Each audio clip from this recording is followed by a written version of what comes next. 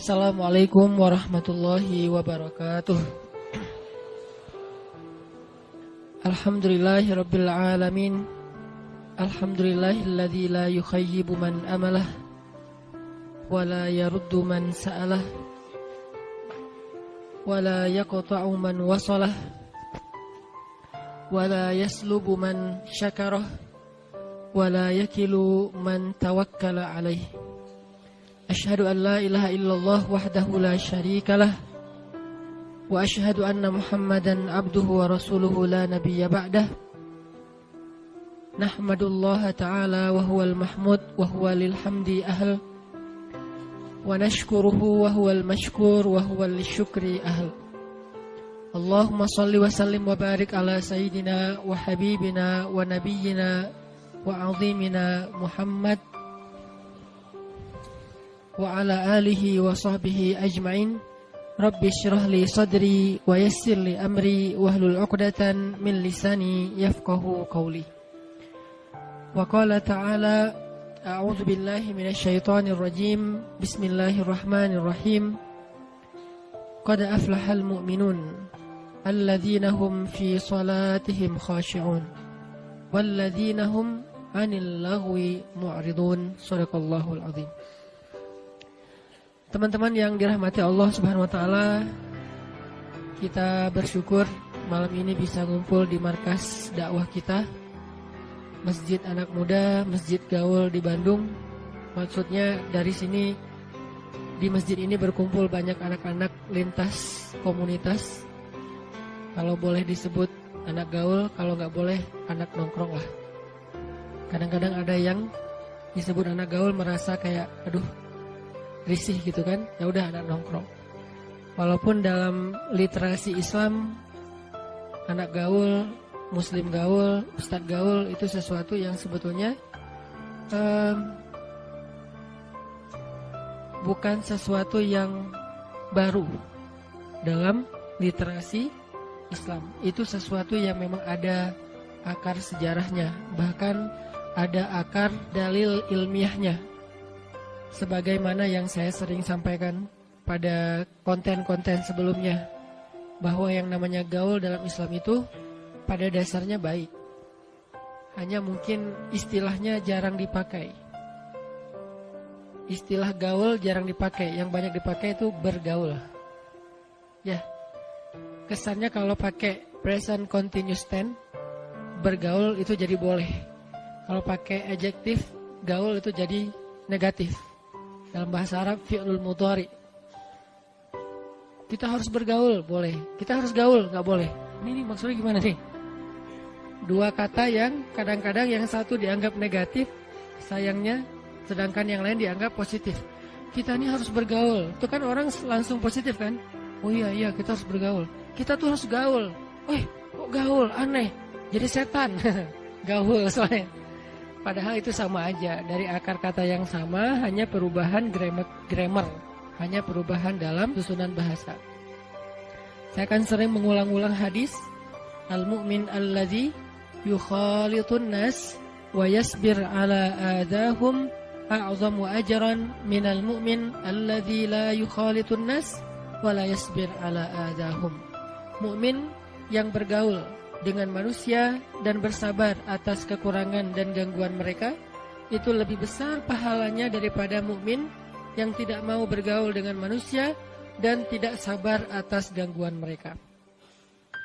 Namanya kita tampil di depan publik, pasti banyak hal-hal yang kadang bikin kita gak nyaman.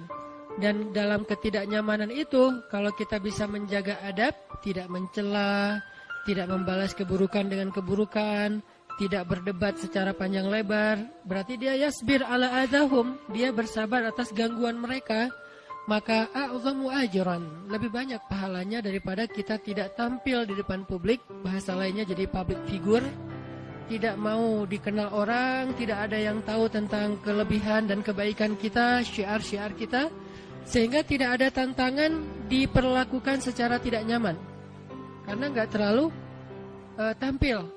Sehingga tidak ada banyak mata yang menilai. Kalau udah tampil kan mulai banyak penilaian. Dan ada yang menilai secara objektif, ada yang menilai untuk mencari kelemahan dan kekurangan. Kalaupun tidak ditemukan, dia buat-buat. Itu konsekuensi dari bergaul.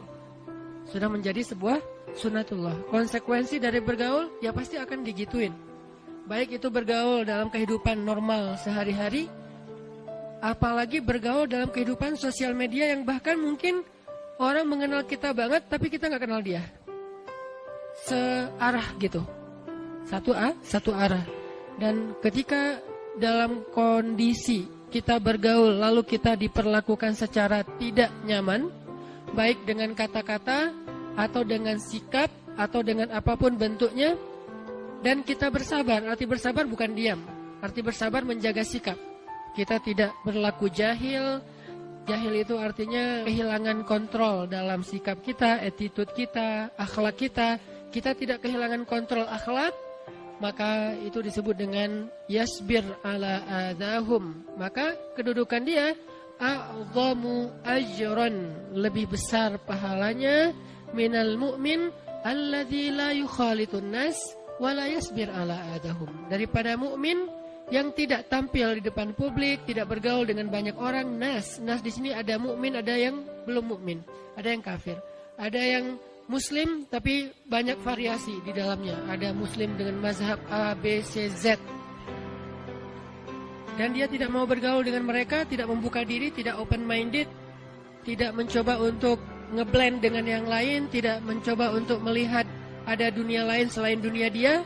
Berarti dia tidak mendapatkan dinamika dan konsekuensi dari pergaulan. Dia tetap mukmin, hanya dia tidak lebih baik daripada tadi orang yang dengan segala macam dinamika pergaulan dan konsekuensi dari pergaulan itu. Sehingga saya sebut Masjid Al-Latif ini masjid gaul karena di dalamnya berkumpul anak-anak muda Bandung lintas genre, lintas kampus, lintas sekolah, lintas komunitas, lintas selera dan segala macam, yang insya Allah semua kita mencoba untuk belajar wise, belajar lebih bijak dalam menyikapi perbedaan-perbedaan kecil, sehingga nanti itu melatih kita untuk bisa lebih bijak menyikapi perbedaan-perbedaan besar. Dan itu maksud saya dengan istilah masjid gaul atau anak muda gaul. Jadi arahnya adalah ke yasbir ala adahum. Kalau kita bergaul tapi tidak sabar dengan gangguan orang lain, maka kita tidak memenuhi syarat pergaulan secara Islami. Kita tampil depan publik tapi marah-marah. Kita tampil depan publik tapi kita debat. Kita tampil di depan publik, kita gaul dengan banyak orang tapi semua dijudge. Berarti kita tidak memenuhi syarat bergaul dalam konteks hadis tadi. Karena Nabi tidak bilang gini, al-mu'min alladzi yukhalitun nas a'zamu ajran minal mu'min alladzi la yukhalitun nas. Mukmin yang bergaul lebih besar pahalanya daripada mukmin yang tidak bergaul. Enggak gitu hadisnya. Mukmin yang bergaul dan bersabar atas gangguan manusia lebih baik atau lebih besar pahalanya daripada mukmin yang tidak bergaul dan tidak bersabar atas gangguan manusia. Jadi paketnya itu bersabar atas gangguan orang lain. Itu udah satu paket. Sehingga kalau kita nggak sanggup bersabar, mungkin kita membatasi pergaulan, dikenal dengan istilah uzlah, dengan berbagai macam istilah ya.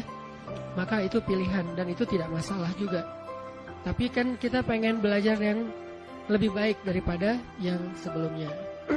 Jadi alhamdulillah buat saya pribadi sih, bikin taklim Rabu malam di Masjid Al-Latif itu selalu bikin saya lebih happy, nyaman, kayak nongkrong di rumah sendiri gitu.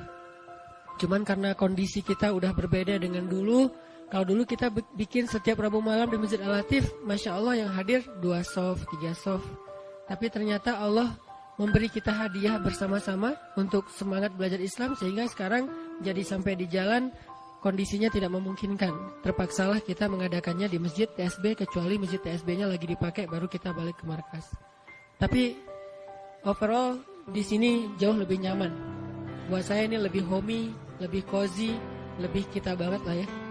Cuman ya itu kondisinya aja. Mudah-mudahan nanti Allah juga memberi kita hadiah satu lagi masjid. Selain markas utama kita ini, nanti ada markas yang lain yang lebih besar, yang dengan konsep dan desain yang juga anak muda banget. Dan kita bisa nongkrong di sana, benar-benar masjid nongkrong. Arti masjid nongkrong itu emang kita bisa ngerasain nyamannya nongkrong di masjid lebih daripada nyaman nongkrong di tempat-tempat yang lain. Kita menyebutnya masjid anak muda.